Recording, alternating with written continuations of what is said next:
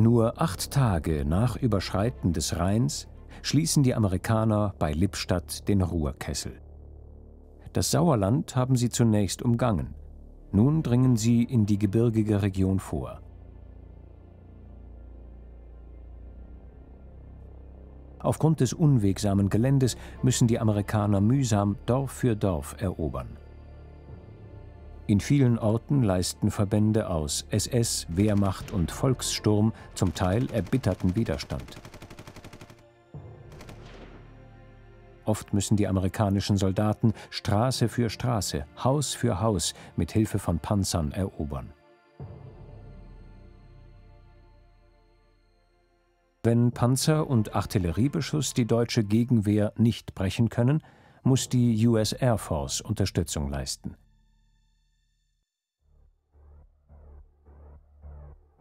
Am 7. April 1945 beginnt der Kampf um Schmallenberg mit einem Luftangriff. Die deutschen Truppen haben hier schweres Kriegsgerät zusammengezogen und leisten erbitterten Widerstand. Erst mit Unterstützung aus der Luft und durch Panzerbeschuss verschaffen sich die Amerikaner Zugang nach Schmallenberg. Vorsichtig dringen die Truppen in die Stadt ein, immer auf der Hut vor deutschen Widerstandsnestern. Am Ende des Tages haben die deutschen Verteidiger den langen Kampf um Schmallenberg verloren. Die Altstadt ist fast vollständig zerstört. Die Fachwerkhäuser waren den Brand- und Sprengbomben der US Air Force nicht gewachsen und brennen oft bis auf die Grundmauern nieder.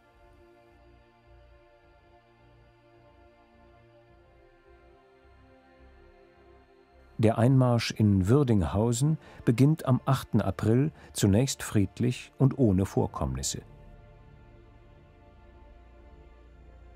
Das Dorf ist nachts zuvor mit Artillerie beschossen worden. Dennoch wird jedes Haus nach Soldaten und Waffen durchsucht.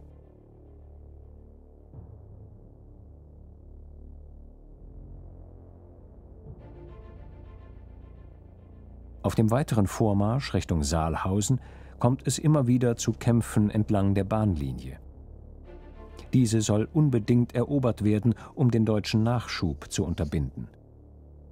Aufgrund der heftigen Gegenwehr kann der Vormarsch erst am folgenden Tag fortgesetzt werden. Gegen Abend gelingt es den Amerikanern in kleinen Gefechten, die letzten Häuser entlang des Bahndammes sowie eine Stellung mit Flakgeschützen zu besetzen. In Elspe findet der Krieg sein Ende am 11. April. Bis in den frühen Morgen war das Dorf mit Artillerie beschossen worden. Ein Zeitzeuge erinnert sich. Nach dem Artilleriefeuer in den vergangenen Tagen war ich gespannt, wie das Dorf Elspe nun aussah. Am Arbeitslager stand ein zerstörtes deutsches Flakgeschütz. Die ersten Bewohner waren dabei, ihre Wohnungen zu räumen. Überall waren Einschläge in der Straße, in den Gärten, Wiesen und Häusern.